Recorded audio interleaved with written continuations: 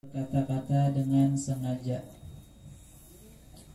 Yang kedua, berhadas kecil atau besar, berkantut nyawa atau berhadas besar. Yang ketiga, membiarkan terbuka aurat.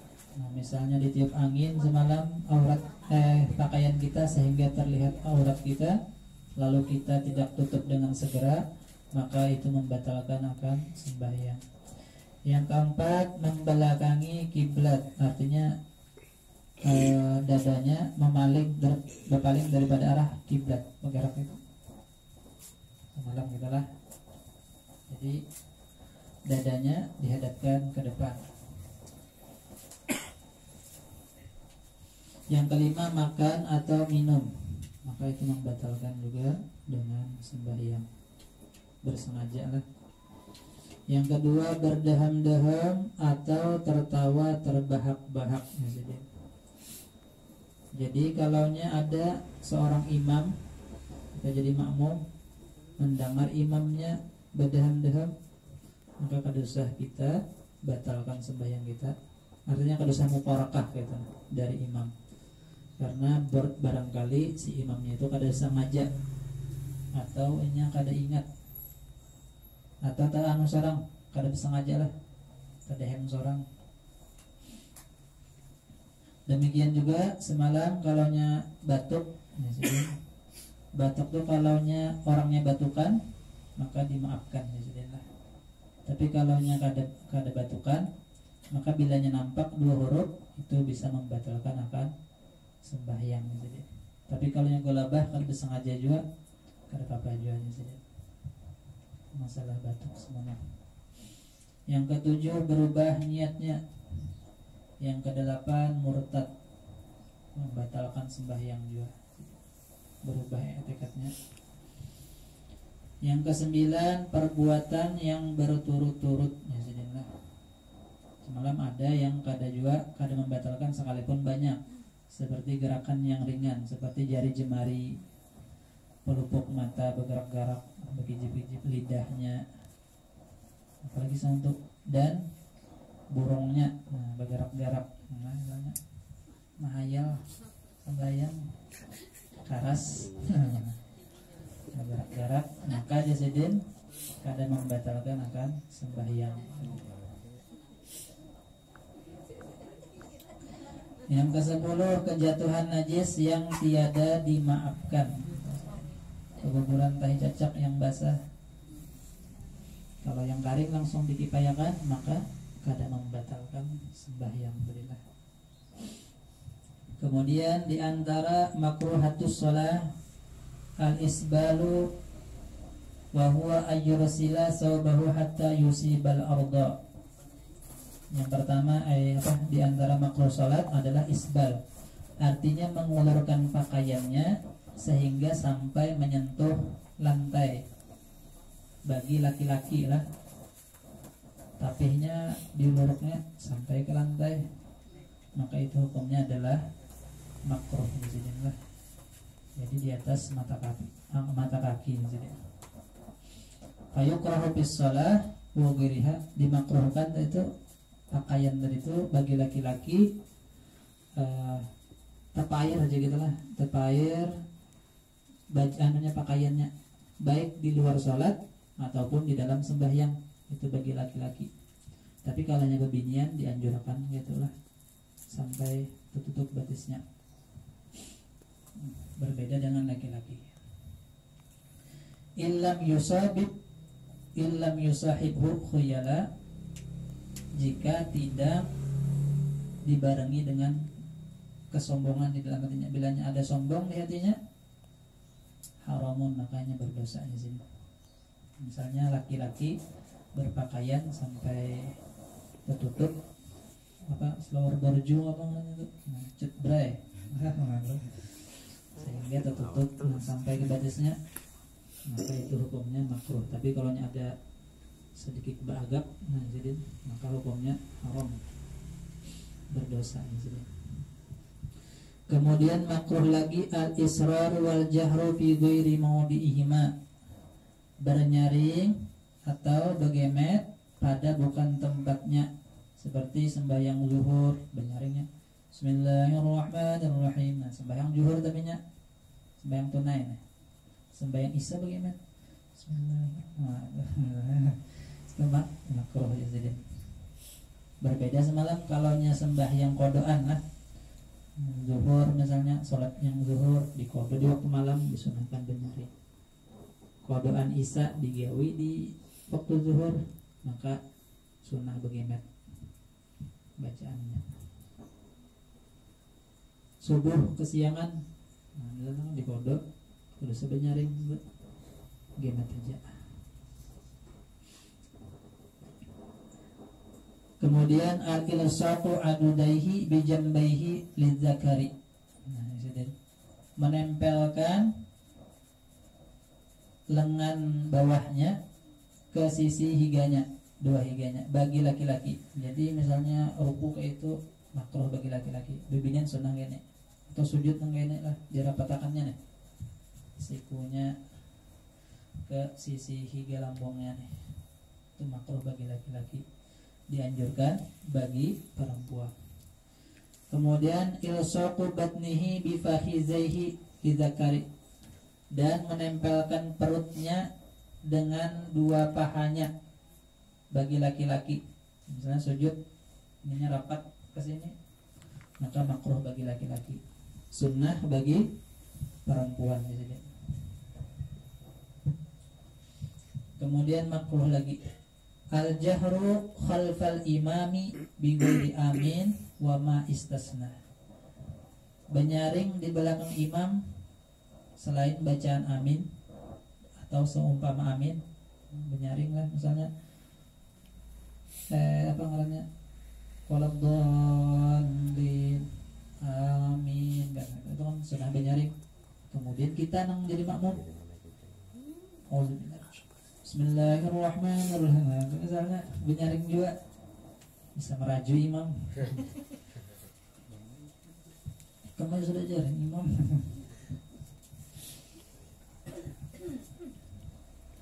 Kemudian makruh italatut tasyahhudil awal wal du'a ba'dahu, memanjangkan tasyahud awal dan membaca doa setelah tasyahud awal, itu hukumnya makruh. Kemudian makruh lagi tarkus surah firraqatainil ulayaini, meninggalkan membaca surah pada dua rakaat yang pertama.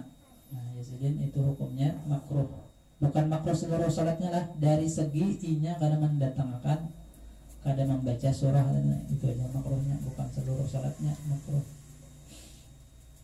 Nah, misalnya kita sembahyang sorangan kadang membaca surah di rakaat pertama dan kedua, maka hukumnya makruh di situ.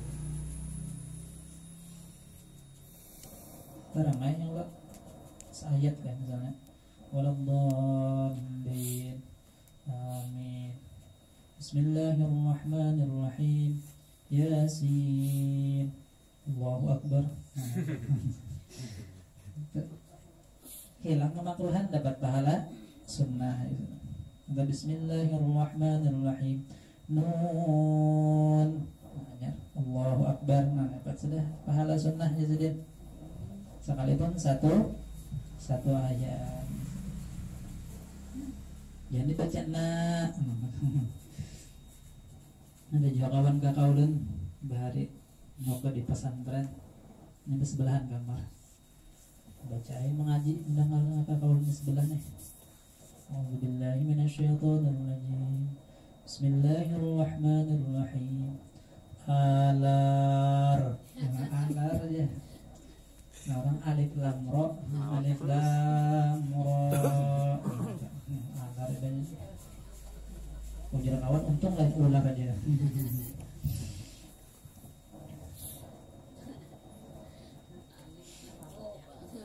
Itu mungkin santri baru lah sebelah.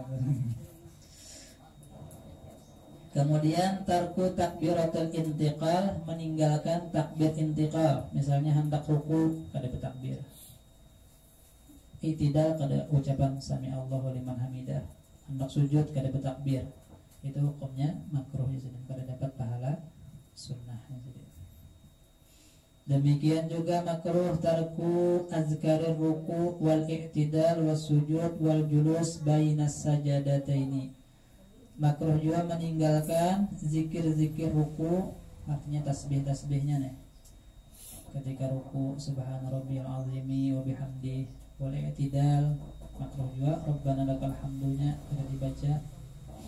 Demikian juga bacaan sujud, ditinggalnya bacaan duduk antara dua sujud, maka hukumnya adalah makruh. Kemudian makruh lagi tarkud doai fit tasyahudil akhir, meninggalkan doa pada tasyahud akhir. Barangnya doanya ini saja, cuman asal bahasa Arab imbah innaka hamidun majid. Semalam judul guru Bagatan baca penutupnya la ilaha illa anta subhanaka inni kuntu minadz dzalimin. Tasbih Nabi Yunus lah. Kemudian makruh juga ayat tafita fi salamihi bisur'atin ka'il tifatis sa'labi. Makruh menoleh pada salam itu dengan cepat seperti menolehnya, ini banyak ada kijang serigala lah maknanya. Jadi jangan cepat, artinya gitu, misalnya assalamualaikum warahmatullah, assalamualaikum warahmatullah, itu hukumnya makruh. Tapi bacaan salamnya disunahkan cepat, assalamualaikum warahmatullah.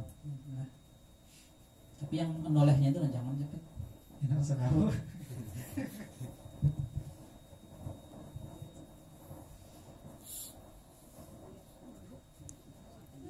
Kemudian raf'ul basari ila sama, makruh melihati ke atas langit, nah, ke atas atap. Nah, sembahyang melihati ke atas hukumnya adalah makruh. Jadi tapi kalau kita sendawa meriga itu kita membuangnya ke atas. Nah, misalnya meriga tiupakan ke atas, aromanya tuh aroma makanan enak, bisa orang apa aja kita baunya aja. Nah, jadi ditiupakan ke atas kalau berjamaah nih lah.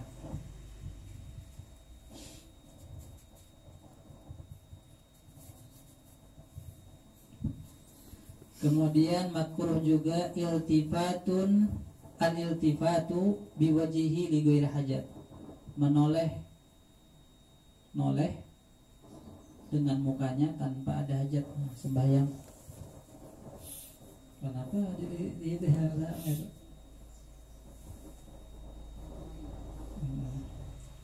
tapi dadanya kada boleh, kalau dadanya batal saja lah.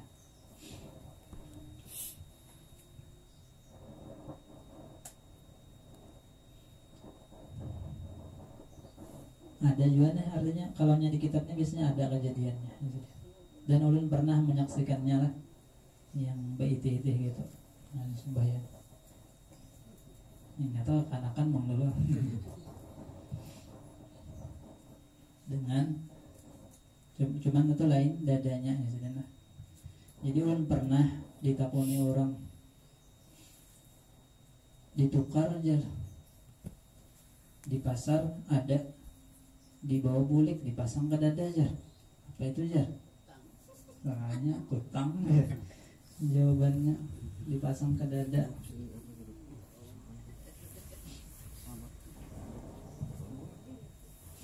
Kemudian al-qiyamu ala rijlin wahidin, sembahyang dengan satu kaki, nah sebelahnya diangkatnya, maka itu hukumnya makruh. Kemudian lasku ihdar rijlaini bil ukhra lirrajul, sembahyang makruh juga apabila merapatkan dua kakinya bagi laki-laki juga. Kemudian at-tashbiku lil asabi, kemudian mentasybik, artinya apa aja kita, apa namanya, dengarnya tasbik, maka itu hukumnya makruh ya. Jadi sebelum Rasulullah sebelum Sayyidina Umar radhiyallahu anhu itu masuk Islam, Nabi pernah berdoa, ya Allah, masukkanlah Islam salah satu daripada dua Umar. Yang sebutin kan keluarga Nabi, yang sebutinnya Umar bin Khattab. Jadi yang direkrut Tuhan Umar bin Khattab, karena ketika itu si Umar yang satunya itu tangannya bertasbih gitu. Nah,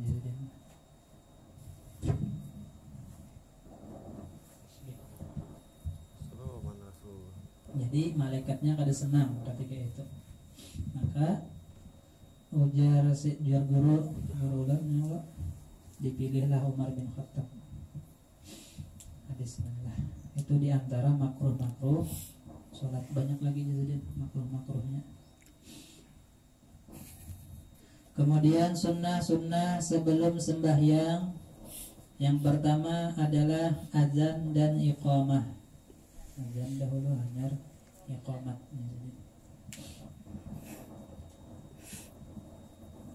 Qala Nabi sallallahu alaihi wasallam, "Law ya'lamun nasu ma fin nida was-saffil awwal, thumma lam yajidu illa ayastahimu lastahamu, walau ya'lamu ma fi tahjir lastabaqu ilaihi, walau ya'lamuna ma fil atamah was-sub'a la atauhuma walau habwan."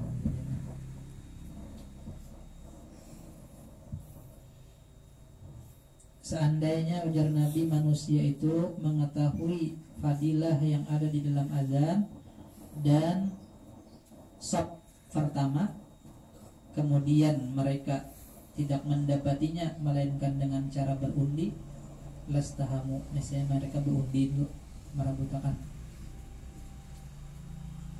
Seandainya manusia mengetahui keutamaan takbiratul ihram, lastabaqu ilaihi, misalnya mereka bersegera kepada sembahyang adalah. Dan seandainya manusia mengetahui apa yang ada dalam waktu isya dan subuh, la atau huma walau habwan, misalnya mereka mendatangi subuh, sembahyang subuh dan isya itu sekalipun dalam keadaan merangkak, misalnya karena keutamaannya. Kemudian yang kedua, bersiwak. Hukumnya sebelum sembahyang adalah sunnah. Apa itu siwak? As-siwaku lugatan ad-dalku. Jadi menurut bahasa, siwak itu artinya menggosok. Wa syar'an, dan menurut syarak, menurut agama, dalkul asnan wa ma hawalaihuma bikulli syai'in hashinin, itu menggosok gigi dan sekitarnya dengan sesuatu yang kasar. Jadi apa aja boleh digunakan untuk bersiwak, sesuatu yang kasar. Cuman yang bagusnya pakai kayu arok. Pakai baju misalnya kan, pakai apa? Tisu misalnya, dada misalnya.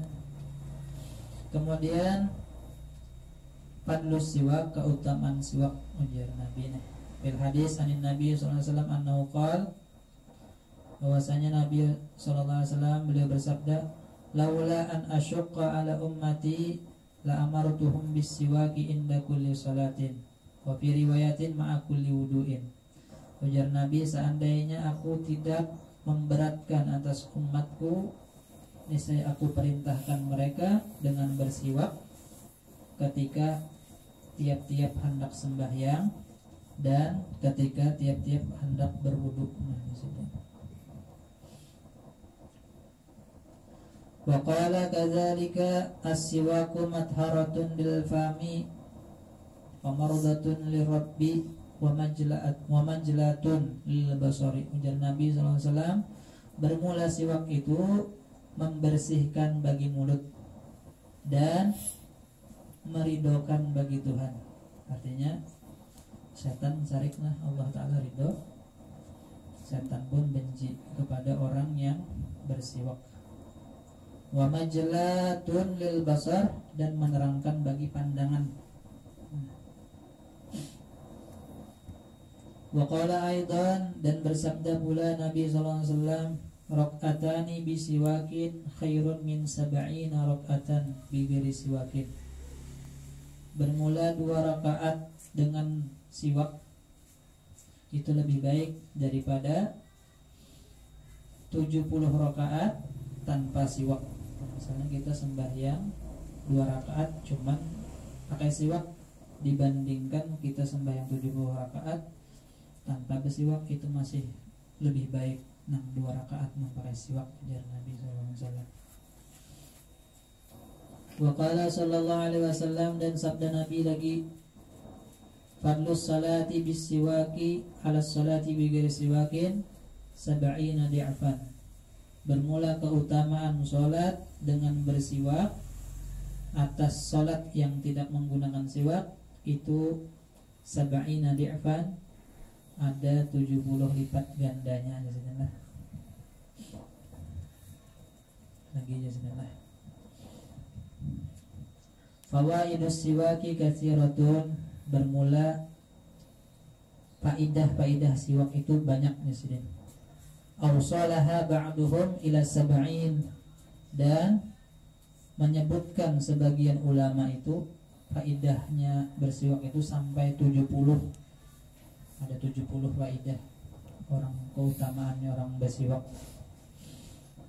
Minha annahu yazidu fil fasahati, di antaranya di sini menambah kepasihan. Nah, di sini orang yang bersiwak. Wal aqli, dan menambah daya akal. Wal hifzi, dan daya hafal. Nah, jadi orang yang merancak bersiwak di sini itu orangnya kuat hafalannya, daya akalnya kuat. Wa yahuddul basara, dan menajamkan pandangan. Nah, disinilah bagi orang yang rancak bersiwak. Wa yusahhilun naz'a, dan memudahkan bagi orang yang sakaratul maut. Nah, disini disiwakakan bagi orang yang sakaratul maut, maka itu memudahkan bagi keluarnya ruh. Disini wa yurhibul aduwa, dan melarikan bagi musuh.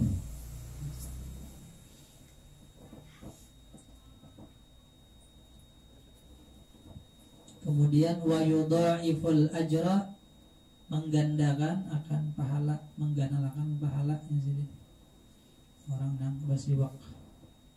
Apalagi wa yubti usyaiba, dan melambatkan tumbuhnya uban. Orang yang bersiwak itu disini lambat tumbuh ubannya, artinya awet muda, lain awet muda. Awet muda. Nah, bagi orang yang sering bersiwak. Wa yutayyibu raihatal fami, dan mengharumkan aroma mulut. Wa yuzilul qalaha, dan menghilangkan dahak. Wa sufratal asnani, dan kuning gigi. Wa yashuddul lasati, wa yashuddul lasata, dan menguatkan gusi. Nah, sehat gusinya. Wa yusaffil khilqata, dan lagi faidahnya orang yang bersiwak membersihkan pencernaan. Wa yurdir rabba, dan meridokan bagi Allah. Nah, terus wa yubayyidul asnan, memutihkan akan gigi. Wa yurisul gina, dan mewarisi sugih. Nah, orang yang rancang bersiwak itu mewarisi sugih. Sugih hatinya. Artinya nyaman, ada berduit kah? Nyaman juga. Wal yusra, karena Nabi al-gina, gina nafsi, kalau kaya yang sebenarnya adalah kaya hati. Kan ada juga orang sugih tapi usang.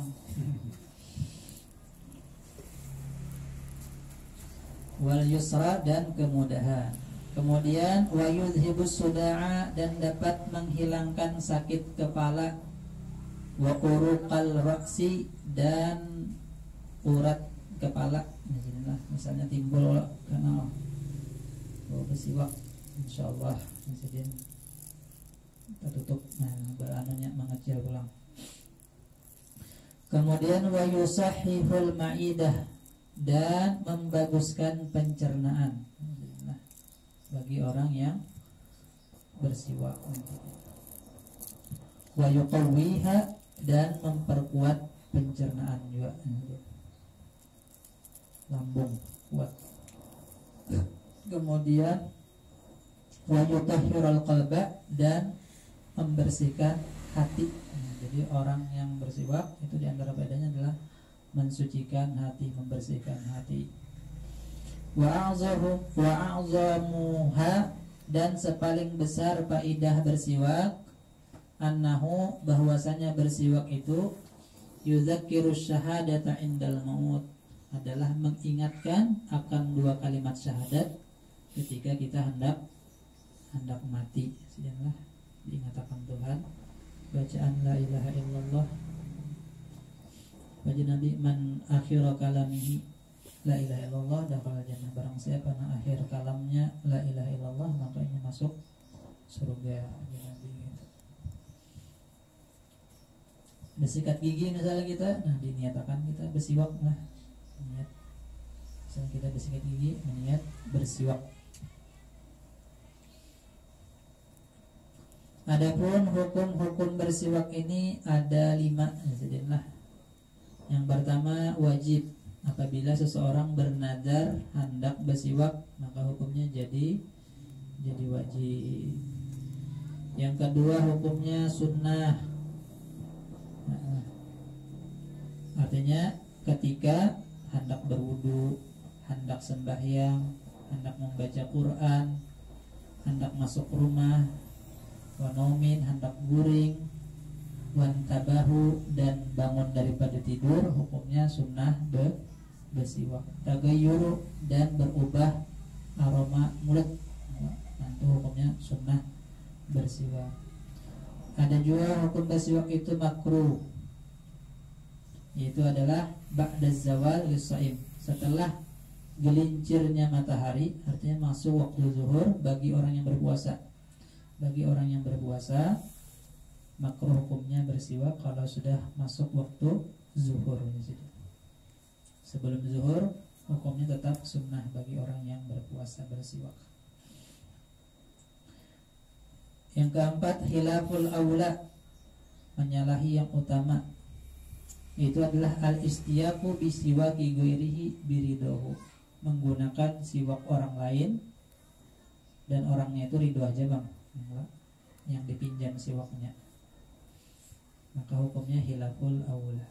Illa litabarruk, kecuali niat mengambil berkah, pemandubun, maka hukumnya sunnah. Kemudian siwak itu ada hukumnya haram, yaitu bisiwaki ghairihi biduni idnihi walam yu'lam ridahu, itu menggunakan siwaknya orang lain tanpa izinnya pulang, dan tidak diketahui apakah ampunnya itu ridho atau kada. Nah, maka hukumnya haram menggunakan siwak orang tersebut. Yazidillah.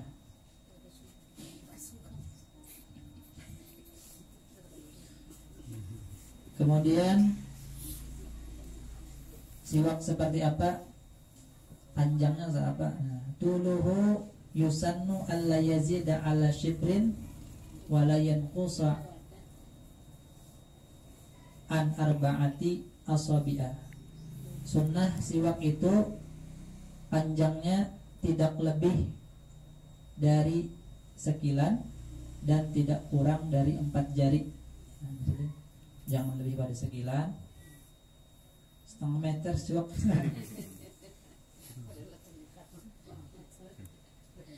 Jangan kurang pada 4 jari.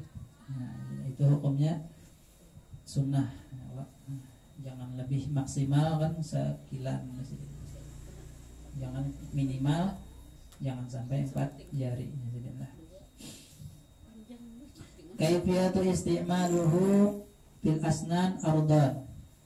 Menggunakan siwak itu pada gigi, caranya melebar. Itu melebar. Pada kayak itu tuh. Wafil lisan tulan. Kalaunya pada lidah hanya kayak itu.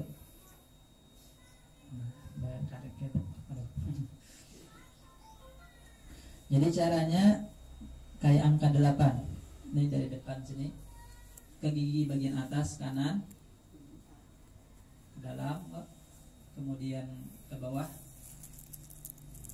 ke sini bang, hanya ke atas bagian kiri, masukkan pulang hanya ke bawah bagian kiri. 3 kali ya sih. Cuman di situ diulang yang kayak sikat gigi anunya. Apa aja kita? Ya. Dicatok kah, diigot kah saja, dibasahi. Kalau udah banyak pakai dior basahinya supaya ada karas di sini. Gitu, jangan. Ada juga yang cara yang berbeda di sini.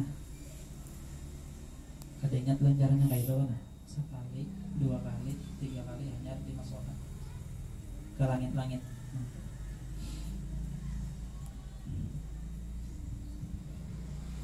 Itu cara bersiwak maksudnya.